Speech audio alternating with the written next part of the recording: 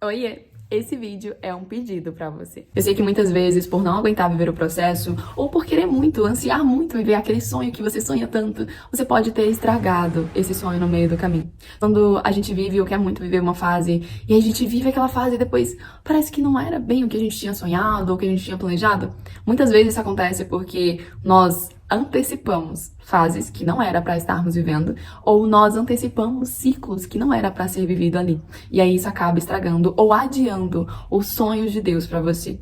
Mas eu quero que você pare de se culpar em relação a isso. Tem muita coisa que nós precisamos melhorar, ou tem muita coisa que nós podemos começar a pôr em prática. Sabe aquela busca da melhor versão? Isso ajuda muito a trazer os nossos sonhos à tona. Mas nós não podemos nos prender a essa ansiedade de estar vivendo outra coisa, a essa ansiedade de ser melhor. Parece que nunca você é bom o suficiente. Sabe, parece que se você quer muito viver algo, mas se você vivesse aquilo naquele momento, nessa fase agora, você não seria bom o suficiente. Esse sentimento, ele vem completamente distorcido.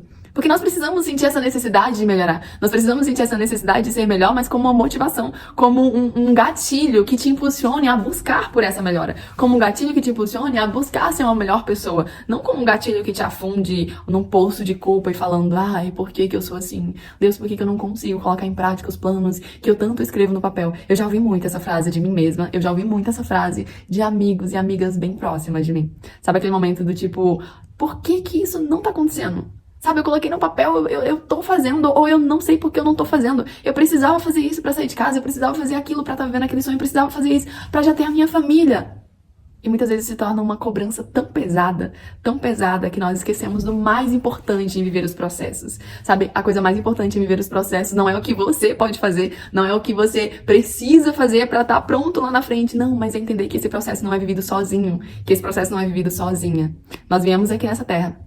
Nós estamos aqui nessa terra para sermos moldados, para sermos trabalhados, mas como barros, sabe? Como uma pepita que precisa ser lapidada, que precisa ser purificada, mas que não consegue fazer isso sozinho. Para o barro ser moldado, precisa do oleiro. Para a pepita ser purificada, precisa do fogo. Mas tudo isso precisa de um condutor. Imagina um barro tentando moldar ele mesmo. É um barro. Não tem como o próprio barro, sabe, ser moldado por ele mesmo. Mas tem como o barro permitir que o oleiro faça essa transformação e guie cada processo e cada etapa. Sabe, o trabalho do barro é se permitir ser moldado. É permitir que a água adentre e misture aquela substância que nós somos. É permitir que o fogo nos amoleça. Esse é o nosso trabalho. Mas o trabalho dele é realizar esse processo na nossa vida. Então, eu quero te pedir para sair do controle nesse momento. A gente não tem nem noção do que tem preparado ou do que tem esperado por nós. E sabe, as coisas que o oleiro ou as coisas que Deus tem preparado para nós são tão grandes, que nem se a gente soubesse o que era, nós conseguiríamos nos preparar à altura do que nós vamos viver. Eu quero te convidar, nesse momento, a entregar o seu processo nas mãos da pessoa certa. Por isso que eu quero reforçar isso com você. Se você decidir entregar o processo nas mãos dele, pode ter certeza que você vai viver o extraordinário. Pode ter certeza que os sonhos acontecerão na hora certa, no momento certo, com você pronto, com você pronta para viver cada fase e cada processo e cada sonho. Mas se você tenta fazer isso sozinho, talvez você só atrase ou adiante processos que não era para estar vivendo ainda.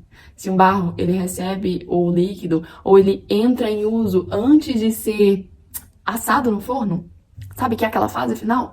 Ele racha. Ele não suporta o propósito para que ele veio aqui.